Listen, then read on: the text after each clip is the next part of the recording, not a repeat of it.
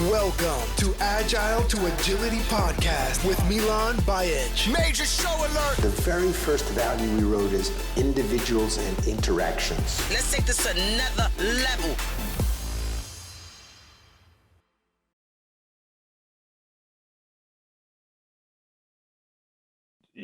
Mike was so deep into the learning of all this stuff, he couldn't finish the book because he kept learning. His learning was moving too fast.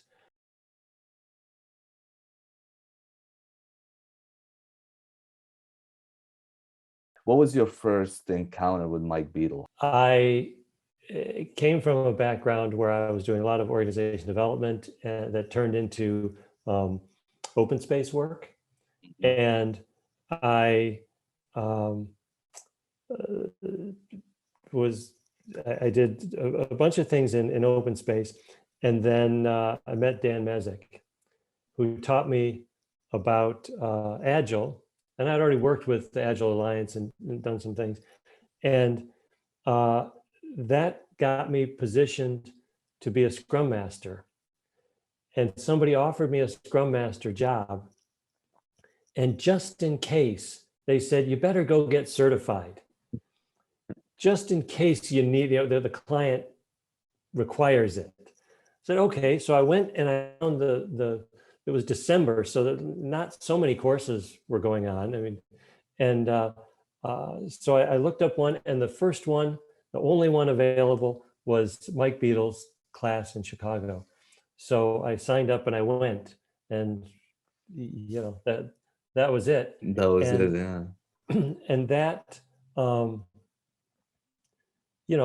went through the class like everybody, sort of, okay, we sit for 2 days and take the test and get the piece of paper and then go do the job, that was it.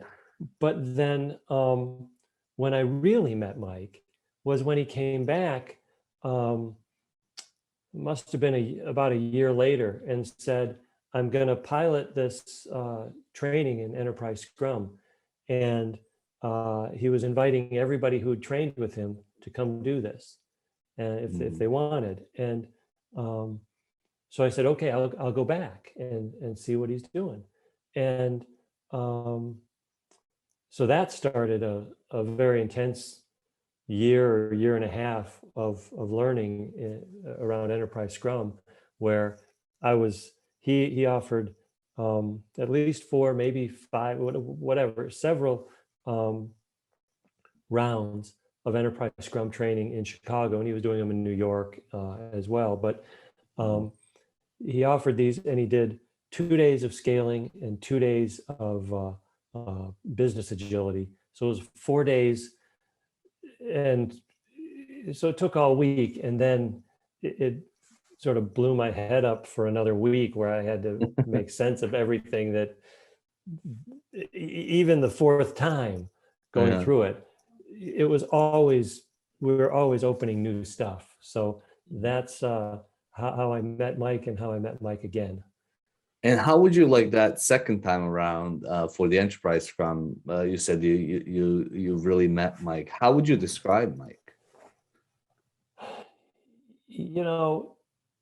The first word that comes to mind is just this generosity in this, which might also tie in with just his passion for the work and the people that the work was supposed to serve, because he was always clear about that Agile is about people first.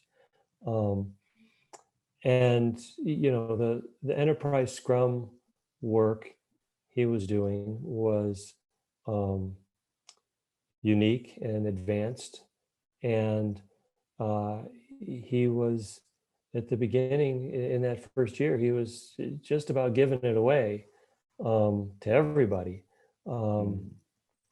And you didn't just go to the 4-day 2 or 4 day training piece.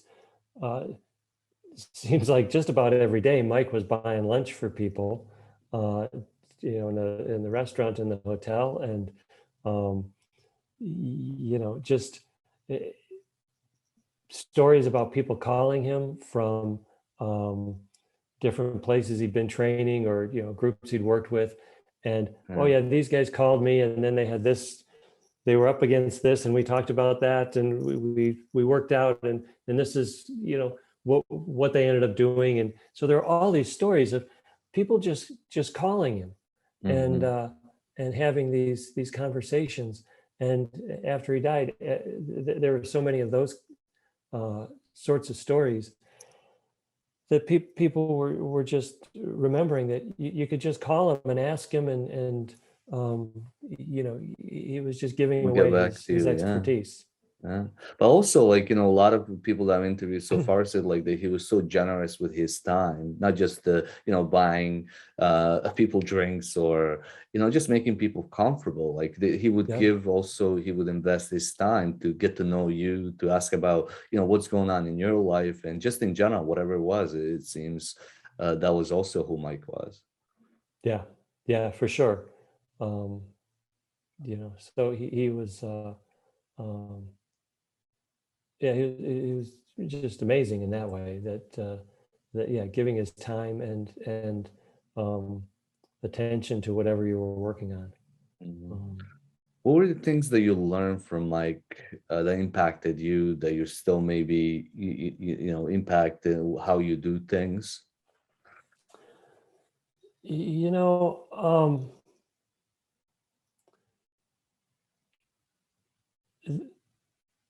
I came in from a background where I had practiced with people consciously and explicitly self-organization before I got to Agile. Open space is a practice in invitation and self-organization. It's when I met the Agile, the Agile community before the Agile Alliance, the Agile XP Universe conference in 2002, I facilitated a track in open space. And when they brought me in and they told me what Agile was, I just laughed, because I said, you're making software in open space. Why do you need me to do an open space at your conference? You're doing this. And they said, yeah, but we don't know how to do it in a conference. I said, okay. So I had been working for years, teaching and practicing, inviting self-organization. And yet, in the Agile community, most people I met gave me the impression that I couldn't actually get in and do the work because I didn't come from a software technical background. Yeah.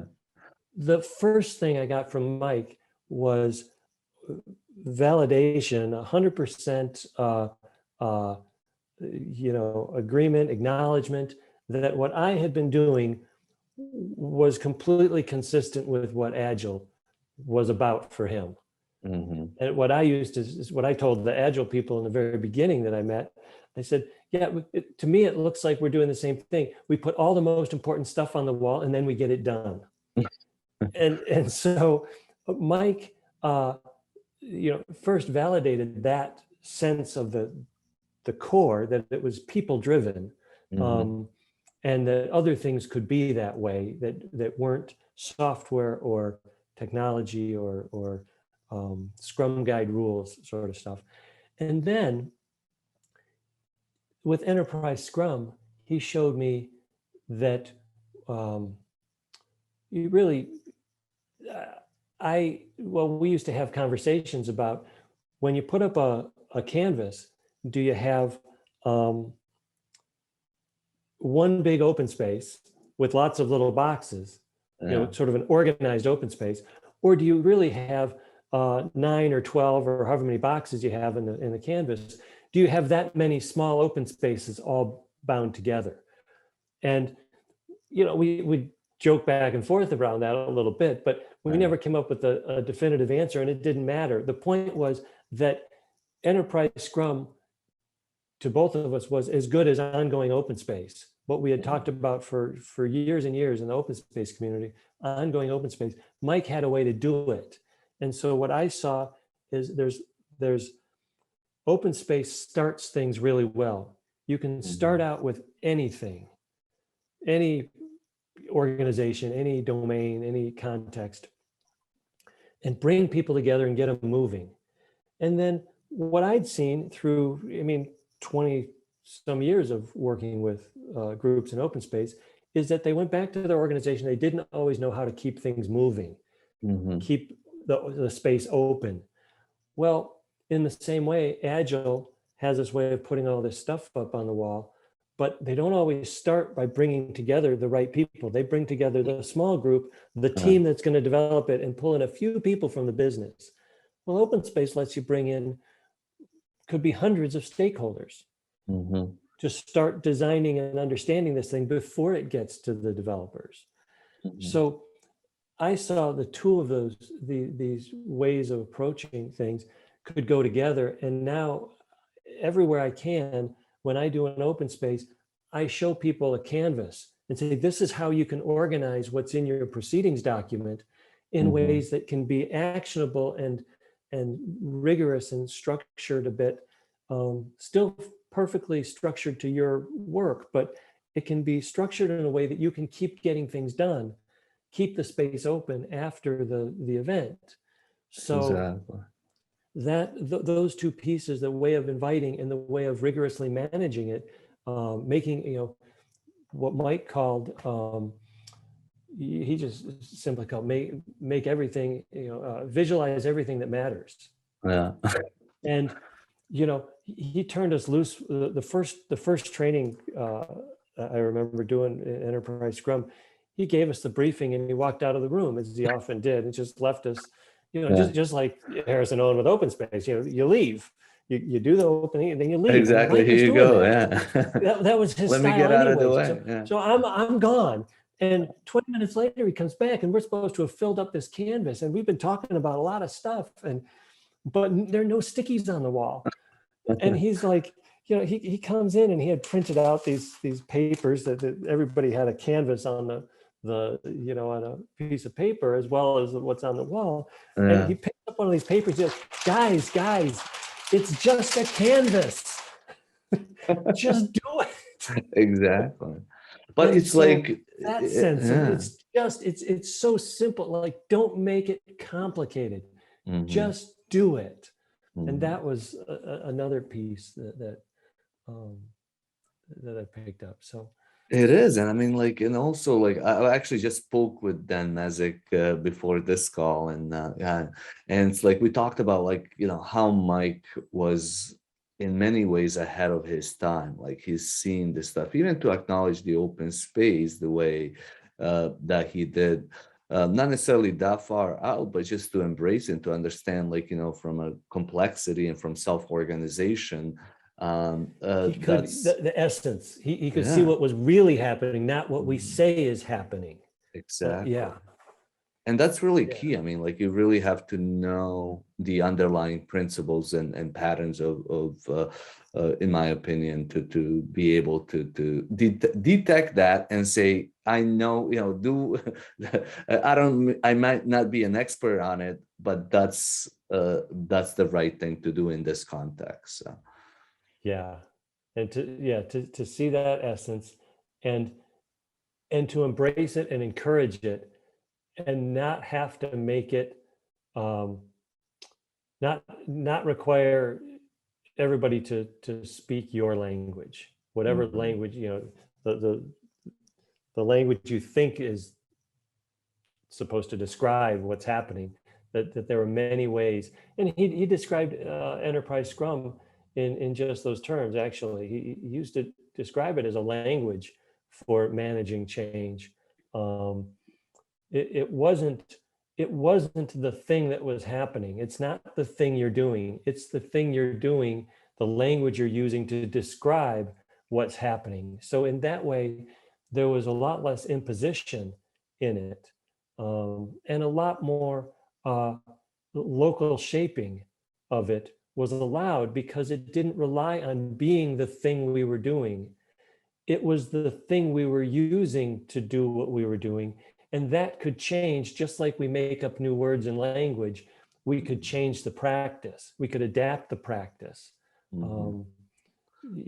So that was that understanding enterprise Scrum and other things in general as the language for managing change and learning and adaptation was a much deeper cut than most people Well, especially in the take. context when we talk about, like, 2010 to 2015, where it's all about prescriptive practices, and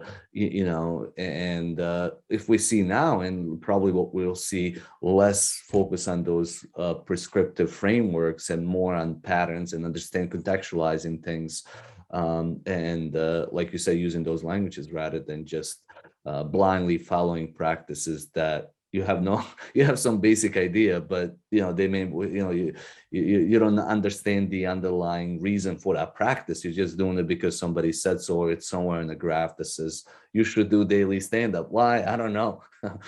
We should answer these questions. Why? I don't know. It sounds like a good idea, but not having any core understanding of it. What other stories do you remember? Like, what stories do you remember? Any stories that Mike would tell, or anything that kind of stood out that? Well, the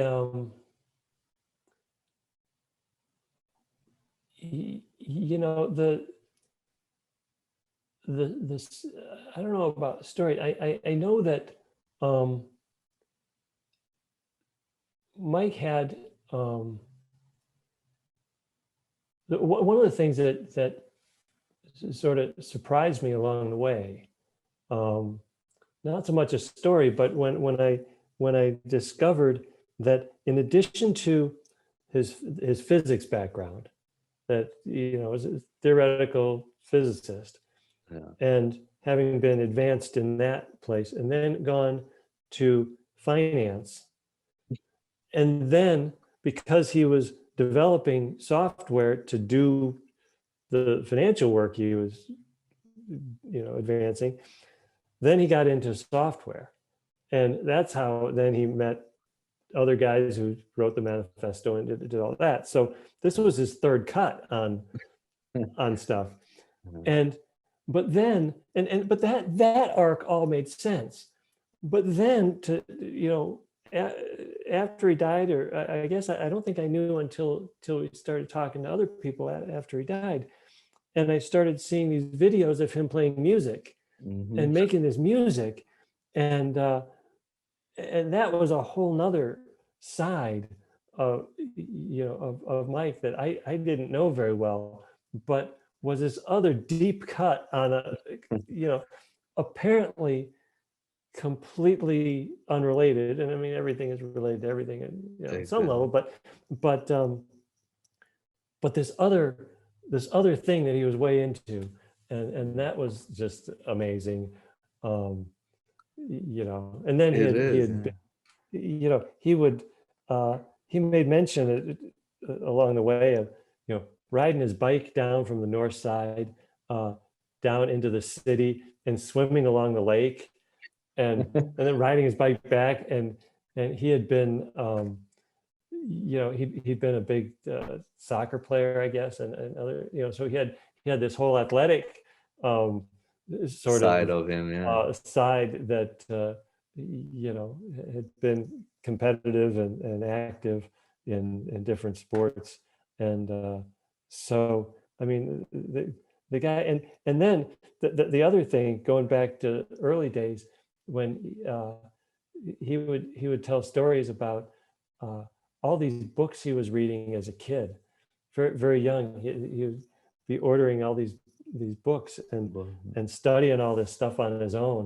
And so in all these different dimensions, he was just such an active learner and active participant in the game. So yeah. um, that was just amazing, the different kinds of things that he had gone deep with.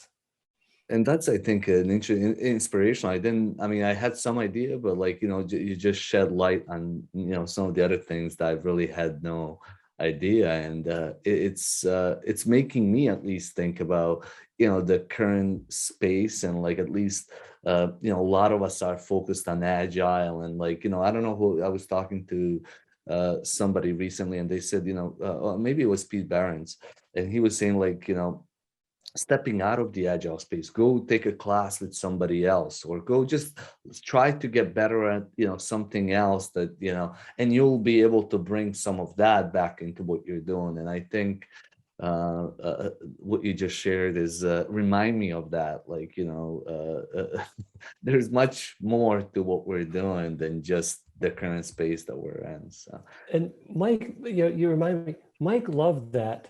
Whoops, let me ring it in. Mike loved that new stuff coming up, going into that new territory. I did, he started out, he was teaching enterprise scrum for software scaling, and then he would move on to business agility in the second 2 days of the first 2 days, and then the second half of the week, he would do the business agility. And I didn't have a business or a scaled operation I could work with. I was working with single teams, doing regular Scrum, trying to learn it. yeah. And what I did is I went and I gave him a canvas. And I said, here's the whole thing. And we put the sprint backlog in the center, where Mike's primary value list was. And all the other boxes I wrapped around, I sort of pushed all the boxes of the canvas out to make a frame, a single frame. And what I found is that all the issues that come up in the daily Scrum or chatting with people, they all go in one of those other boxes. Mm-hmm. So I started to describe the canvas as all of the stuff that we need to do, all the stuff we need to do, and then all the stuff we need to do in order to do that, what we call the real work of developing this set of features or whatever. But then Mike never missed, bringing this example. Hey, here's something weird that Michael did, and it's working. And look at this. And so he loved when people did weird stuff with what he had taught, and came back with some new thing that had worked. And he really believed and emphasized so much that these patterns could work in any domain. And so I went out from what I learned with Mike, and we used enterprise Scrum in economic development in a sort of mid-sized city department. We have been looking at how to do it with developers and city folks, developing new, partly to meet the housing issues, but generally just developing more human scale, building projects, small developers instead of big box stuff in cities. I've worked with people publishing a journal.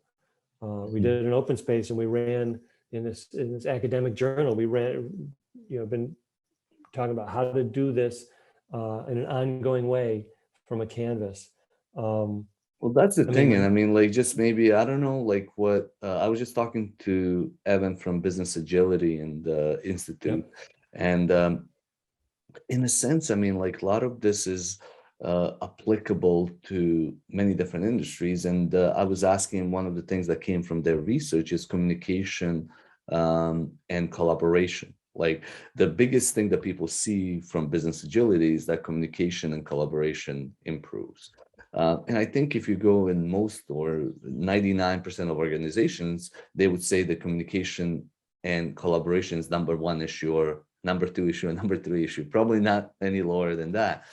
And I think some of these concepts, including open space, is all about like, how do we bring people together and to self-organize and to figure things out? Because we're dealing with complexity and trying to limit that and constrain it only in hindsight, only actually hinders it.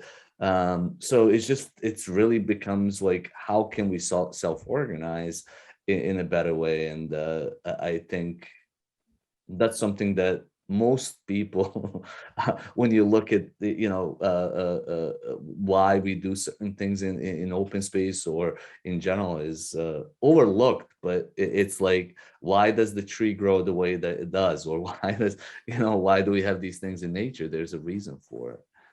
You remind me, this is the single most important thing I think I learned from Mike. And it goes to what you're saying about what Evan is learning with collaboration and communication, and what everybody talks about in organization. And I think Mike put his finger on it when he said, visualize everything.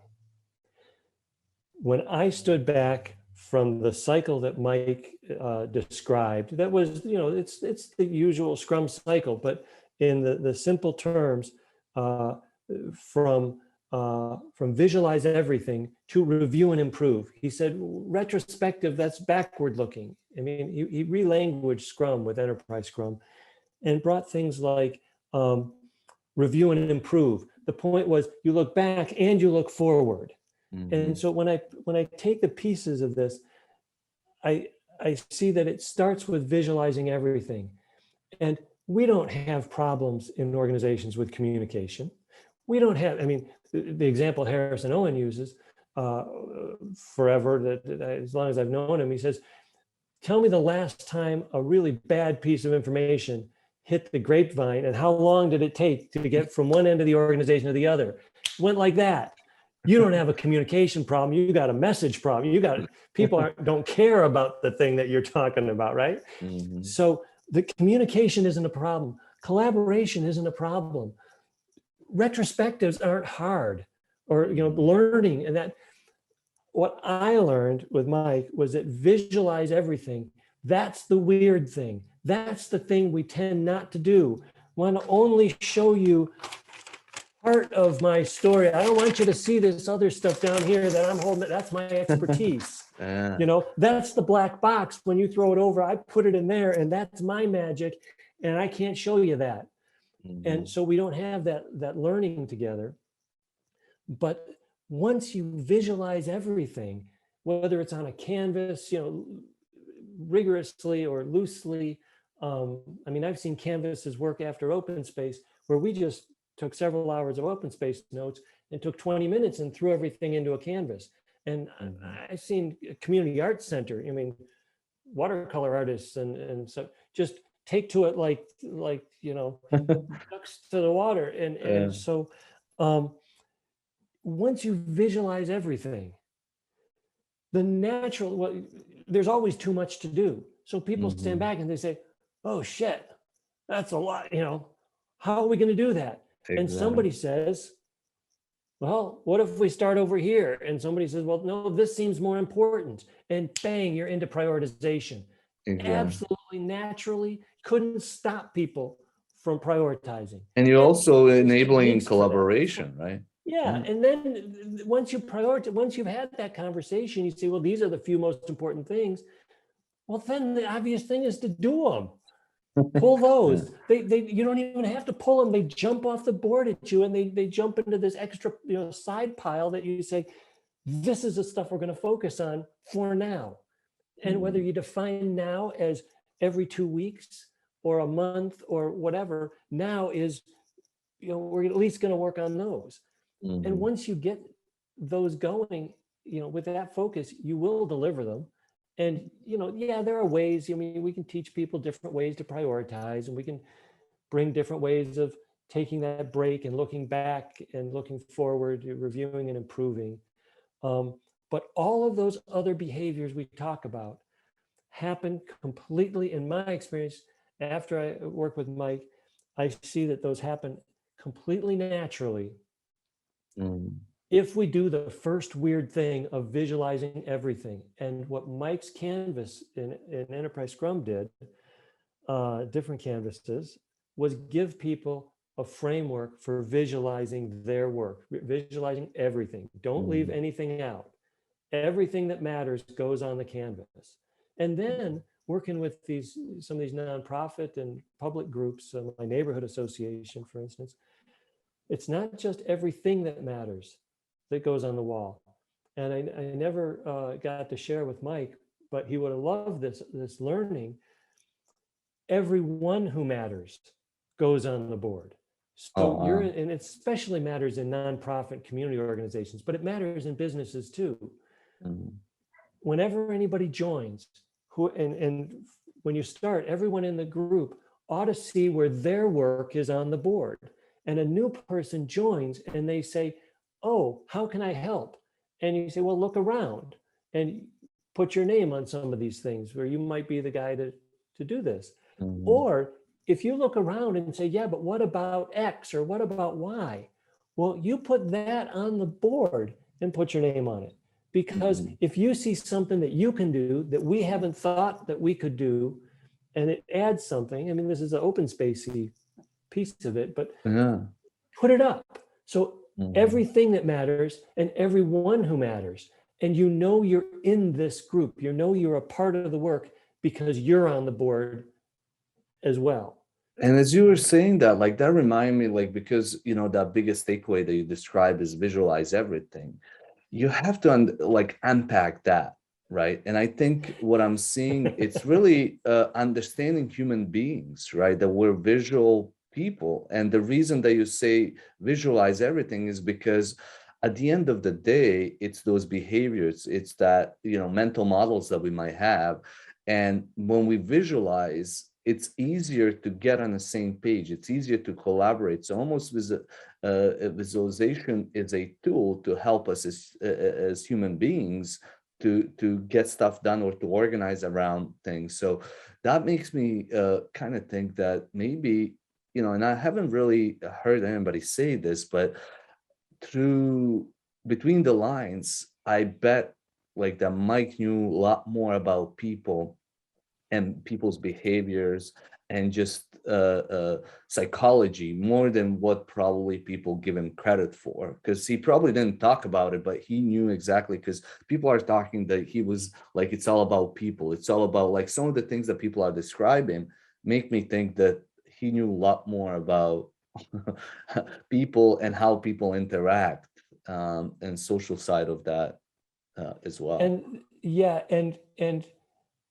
had the capacity to hold with some comfort, more comfort than most, the complexity of all those relationships and interactions.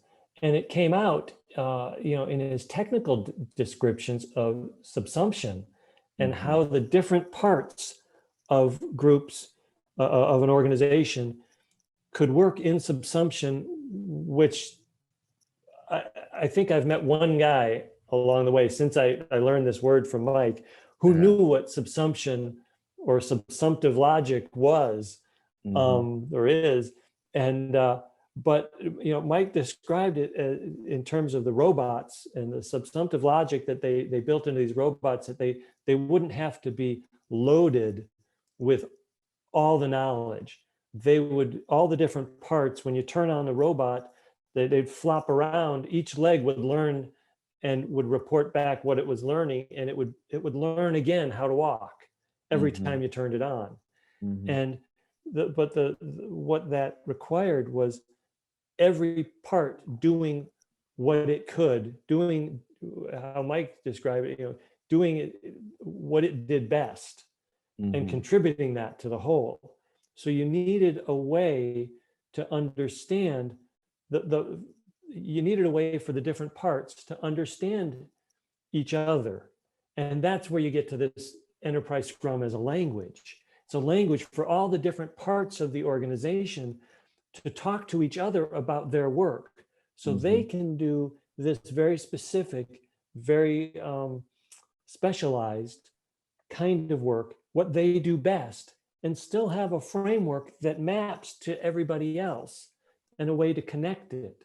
So we've talked so far about what a canvas could do in terms of visualizing everything for a group. But the next leap of that was that this canvas could be adapted with small adaptations in every area of every part of the organization. And when you put them all together, they link, and everybody can speak the same language, can describe their work in this same framework, that so we could talk to each other and learn together. And people can change places within that. Well, that's like when I see like maybe sociocracy, when I see like it's understanding like also like systems, right? And understanding like Holland and understanding like that structure that we see in nature. And like what I've seen, especially more emphasis over recent years in understanding, how things work in nature, and trying to say like, what can we learn from that? What are some common patterns, and how would we contextualize that to the business world and, the world that, we as humans are constructing and making, collectively. And another pattern you remind me of is that I told him early on that what I thought was kind of marvelous about the canvas, and of course he borrowed from Alex Osterwalder, but the canvas in itself has this one end that starts with the suppliers and production sort of inputs, and it ends with the customer. And he put purpose at the top, which was an adaptation from Alex. Alex put the purpose in the center. Mike put the purpose, Alex called it the value proposition, but Mike sort of elevated that and called it mission, purpose, different things like that, and put metrics at the bottom. And so he set up these tensions between purpose and where it got realized and measured, and stuff coming in and the benefits coming out. And so the way Mike's canvas took shape was that it looked like a medicine wheel wrapped around a piece of work. That's, so you had the Western get it done in the center, and you had the Eastern or native, the older traditions, the notion of the tensions in nature, in terms of the 4 points of the compass and all the story that went around there. Exactly. These were, this is a very new story, in the center of a very old story. Well, exactly, but it's I think it goes back to looking at things holistically and bringing things, not just looking from the doing part, but looking at things. You need both of those, right? And like you said, the Western part, as far as I understand what you're saying, is focused more on that doing part, or the measurable part, where Eastern is more, and usually one points finger at each other, but you really need the both. What would you like to end with? This has been great, and I think this is my longest conversation, so I'll definitely have to make this as a separate. But I really enjoyed our conversation. Man, good luck. You got your work cut out for you, at least with me, because I end up bringing stories from everywhere. I love it. Yeah. I just think, it's. I mean, I think we've covered a lot of the things. I guess I would. The only thing I'm just glad you're doing this. I'm just thank you for doing this, because I think Mike had a lot of things a little bit figured out, in the sense that he could see them, he could taste them, he could draw them, but they're not really figured out until we all figure them out. And so it, I wrote all of what I learned from Mike in the couple of weeks right after he died. I said, oh my God, I've got to stabilize my own learning, and if it's helpful for anybody else, that's great. And so I put out this guide, and I think that, that helped me stabilize what I learned. And I just, the stuff he had figured out won't be really figured out until lots of people figure it out. And so we need to keep telling these stories. We need to keep sharing and developing the stories. So I'm just glad that you are gathering, another take on these stories, so that more people can understand the genius of what he was into. Exactly. And I think the next 10 years, one of the things that when I thought about my podcast, this agile to agility, I think, the next lot of last decade was about agile and practices. The next, I think, 10 years will be more about agility and figuring out what, Mike was discussing. And we need both. But I think, we're slowly starting to figure out that, just looking at frameworks alone and prescriptive practices has not worked. And how do we look at things like, from Mike's perspective and looking at these different patterns and visualizing things and not being dogmatic about what we do. But like you said, and what you share here is how can we get a lot more people to understand these things? Because only together, when we're on the same page and we understand the importance behind these things, we'll be able to move as a collectively. Yeah, and you remind me that it's even more than understanding. We have to just do them. It's just a canvas. Just do it. Do it. And learn it and do it. And you remind me that there's a tyranny of sorts in these things where you say everybody was asking right after Mike died, "Where's his book? Where's his book?" He was writing this book, and reflecting again on my time with Mike and what we've been talking about here, these different stories. It's all about the learning, the doing and the learning.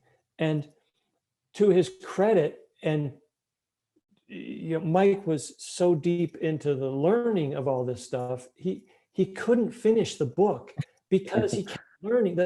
His learning was moving too fast to edit out and write what he had learned. And it shouldn't have to be a book to keep going. I mean, that's it. Exactly. You have to get out and of the learning and lock it all down in a book and make it so somebody else can give me the recipe, right? So you make it that kind of solid, and then it all collapses because it's this point in time that now is obsolete. And how do you get back to the learning? So the good news is, and the bad news is, Mike never got to write the book because he was so deep into the learning and advancing what he was doing.